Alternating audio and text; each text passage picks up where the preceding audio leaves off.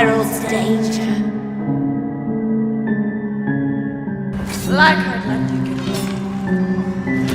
You'll be sliced to ribbons before you ever see justice.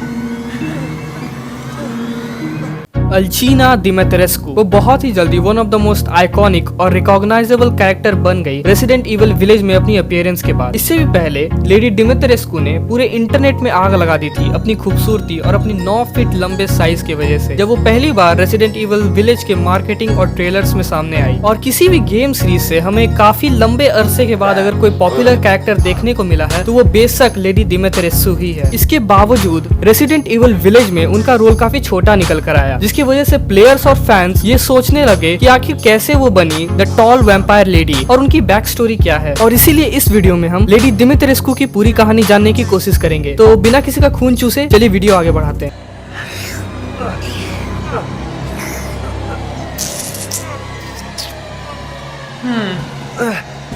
Starting to go a little stiff.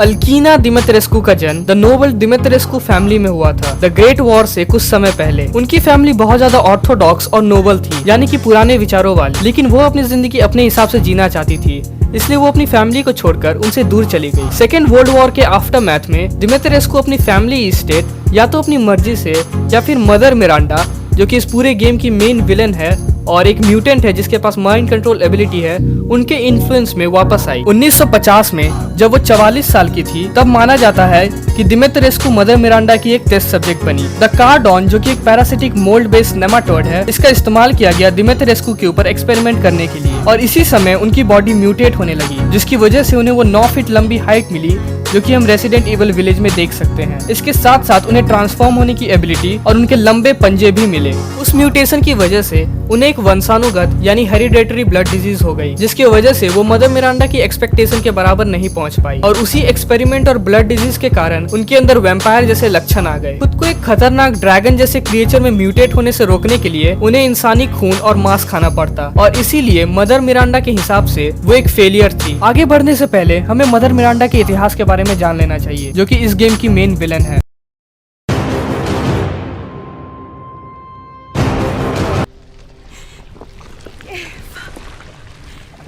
Is that you?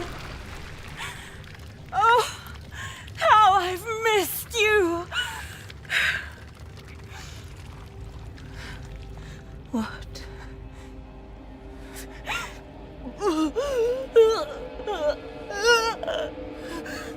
My power is leaving me.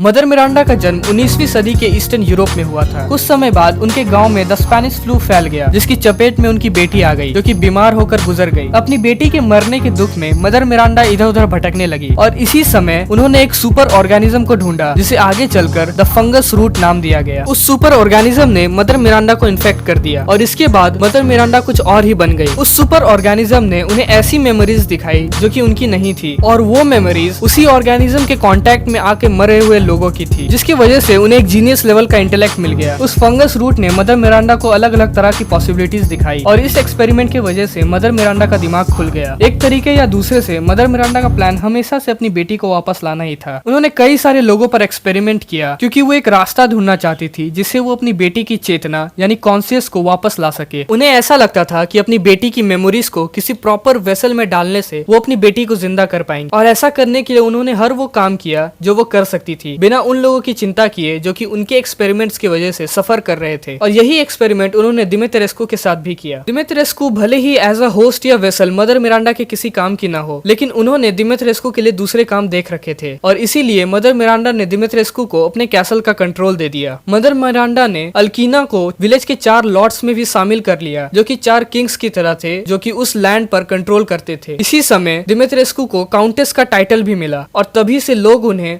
Lady दिमित्रेस्कू के नाम से जानने लगे। दिमित्रेस्कू ने insect swarm से अपनी बेटियों को बनाया, जो कि उन्हें उनकी लैंड को रूल करने में मदद करती थी और उनके लिए मांस और खून भी लाती थी, जो कि उनके सर्वाइवल के लिए बहुत इंपॉर्टेंट है। लेडी दिमित्रेस्कू की बाकी के लॉर्ड्स से कभी नहीं पटी, क्योंकि वो खुद को मदर मिरांडा की सेकेंड इन कमांड मानती थी और पर्टिकुलरली वो कार्ल हाइजेनबर्ग से कुछ ज्यादा ही नफरत करती थी। फरवरी 2021 में मदर मिरांडा की एक सूटेबल होस्ट की खोज खत्म हुई, जब उन्हें आखिरकार रोजमेरी विंटर्स के बारे में पता चला, एक सुपर ह्यूमन जो कि ह्यूमन खानदान में पैदा हुई और जो कि मोल्ड से अफेक्टेड थी। 9 फरवरी की सुबह मदर मिरांडा के आदमी रोजमेरी को किडनैप करके ले गए। उसी सुबह ईथन विंटर्स को, जो कि रोजमेरी के पिता हैं और इस गेम के प्रोटैगनिस्ट, उन्हें हाइजेनबर्ग पकड़कर मदर मिरांडा और 4 लॉर्ड्स के सामने ले आया, जिनमें अल्कीना भी शामिल थी। अल्कीना ने मिरांडा को कन्विंस किया कि वो ईथन की कस्टडी उसे दे दे, यह कहते हुए कि उसकी बेटियां फॉरेनर्स को अच्छे से एंटरटेन कर सकती हैं। लेकिन मिरांडा ने डिसाइड किया कि हाइजेनबर्ग ही ईथन को ले जाएगा, जिसके बाद दिमित्रेस्कू और हाइजेनबर्ग के बीच में एक भारी बहस छिड़ गई। हालांकि बाद में ईथन सक्सेसफुली हाइजेनबर्ग से बच के भाग निकला, जिसके बाद उसे ऐसा लगा कि उसकी बेटी रोज दिमित्रेस्कू के पास है और यही सोचकर वो उसके कैसल में घुस गया। अल्कीना की तीनों बेटियों ने ईथन को काफी जल्दी पकड़ लिया और उसे घसीटते हुए लेडी दिमित्रेस्कू के पास ले गई। उन चारों ने फिर ईथन के हाथों में चेन घुसाई और उसे सीलिंग से टांग दिया। दिमित्रेस्कू और उनकी बेटियां मदर मिरांडा को उसके पकड़े जाने की खबर देने के बाद ईथन को खाने की फिराक में थी, लेकिन ईथन किसी तरह उनसे बचकर भाग निकला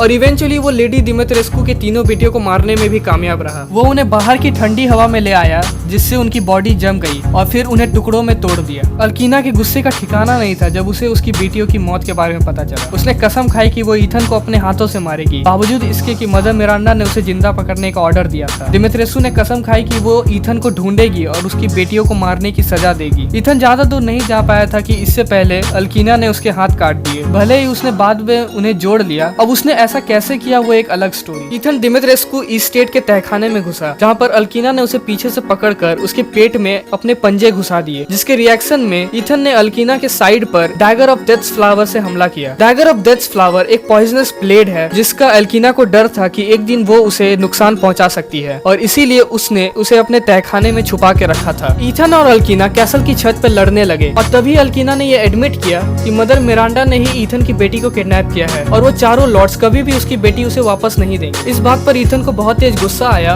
और उसने अल्कीना की म्यूटेटेड फॉर्म पर लगातार गोलियां चलाना शुरू कर दिया और आखिर में उसे हरा दिया। जब अल्कीना धीरे धीरे जमने लगी, तब उसने एक आखिरी अटेम्प्ट किया ईथन को मारने का। उसने ईथन को खींचा और अपने साथ उसे कैसल के नीचे गिरा दिया, लेकिन जब उसे रियलाइज हुआ कि ईथन गिरने के बाद भी जिंदा है, उसने आखिरी बार ईथन के नाम को चिल्लाया और धीरे धीरे टुकड़ों में टूट गई और इसी के साथ उसने दिमित्रेस्कू खानदान को खत्म कर दिया।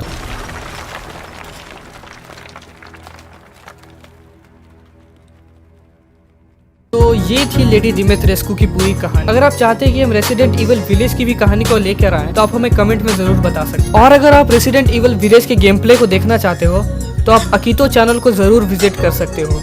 उस चैनल का लिंक हमारे फीचर्ड चैनल्स में ऑलरेडी है। और हाँ, अब हम इंस्टाग्राम पर भी हैं, तो डिस्क्रिप्शन में दिए हुए लिंक को क्लिक करके अभी हमें वहाँ फॉलो करो। वहाँ पर हम फुल मीमबाजी करते हैं। और अगर आपको ये वीडियो पसंद आई हो तो इसे लाइक कीजिए, हमारे चैनल पर नए हो तो इस चैनल को सब्सक्राइब कीजिए और इस वीडियो को शेयर कीजिए अपने गेमिंग बडीज के साथ। बाकी मैं मिलूंगा आपसे एक और अमेजिंग वीडियो में, तब तक के लिए गुड बाय।